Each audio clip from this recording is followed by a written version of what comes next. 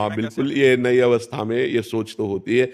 अगर बच्चा हम एकाग्रतापूर्वक अपने पाठ को तो हमें लगता है कि फ़ेल कैसे हम हो गए? आपके ग्रंथ इतने बड़े-बड़े नहीं, हमारे ग्रंथ इतने मोटे-मोटे हैं। स्वाध्याय हर चीज़ का। 10 साल पहले पढ़ा होगा, अगर वो बात पूछोगे तो अभी 10 मिनट में पूरी उसकी व्याख्या करके बता देंगे।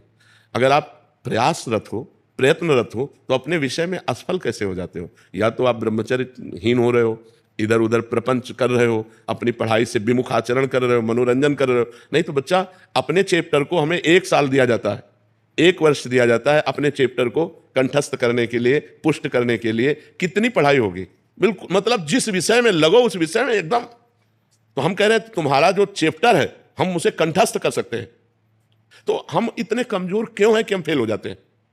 अगर ये हो कि भाई टीचर कोई पक्षपात करता है तो बात अलग है, नहीं तो हम फेल क्यों हो जाते हैं? कहीं ना कहीं हम गलत हैं। हम अपनी गलती को सुधारें। और असफलता मिलना सफलता का एक प्रतीक है कि हमें और जोश आना चाहिए। आप जीवन में कभी असफल नहीं होंगे। रात दिन पढ़ाई करो, ब्रह्मचर्य से रहो, भगवान का नाम जप करो, माता पिता की आराधना करो। कौन सी उन्नति जो तुम्हारे चरण न चूम ले? कौन सी उन्नति जो चरण न चूम ले? इसलिए हमें तो लगता है कि हम अपने धर्म ग्रंथों को ऐसे याद किए हैं जैसे काका का गा नहीं याद किया जाता, ऐसे याद उठते बैठते चलते फिरते जो पद है, पूरी 84 जी, पूरा सुधा निधि जी, पूरी सेवकवाणी, पूरी स्फुटवाणी, उससे जिस विषय में लगे तो अपने विषय में लगे, जिस विषय में लगे तो एकदम लगे।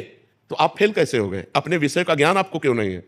ऐसा तो कोई चैप्टर प्रश्न दिया नहीं जाता जो क्लास का ना हो। मान लो आप 12वीं में हैं तो 12वीं के क्लास के अंतर्गत ही आपको दिया जाएगा। ऐसा नहीं है कि आपको आगे का दिया जाए।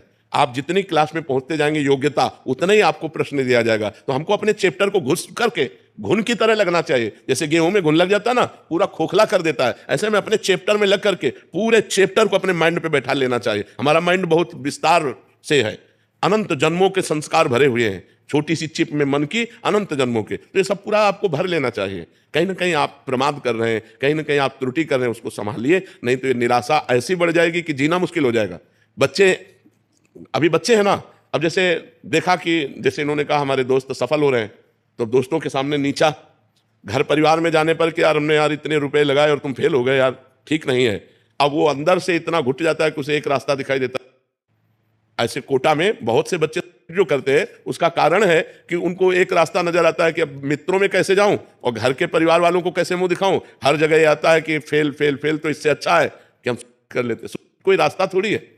आप भूत प्रेत बनोगे, फिर नाना प्रकार के और दुख भोगोगे। हमें चाहिए कि हम अपनी गलतियों का सुधार करें। मोबाइल में रील देखने में समय बर्बाद ना करें, गेम देखने में बर्बाद ना करें, गर्लफ्रेंड बॉयफ्रेंड वाली झंझट में ना पड़े, इस प्रपंच में ना फंसे। अगर आप सही से चलो और ब्रह्मचर्य धारण करो तो ब्रह्मचर्य में इतनी सामर्थ्य है कि सब कुछ याद हो सकता है। बच्चा सब कुछ याद हो सकता है। तो आप निराश मत हो, संयम में चलो और आगे उन्नति को प्राप्त हो। ऐसा नहीं कि बराबर अवनति हार ही हाथ लगेगी, ऐसा नहीं है। आप प्रयासरत रहो, ठीक है।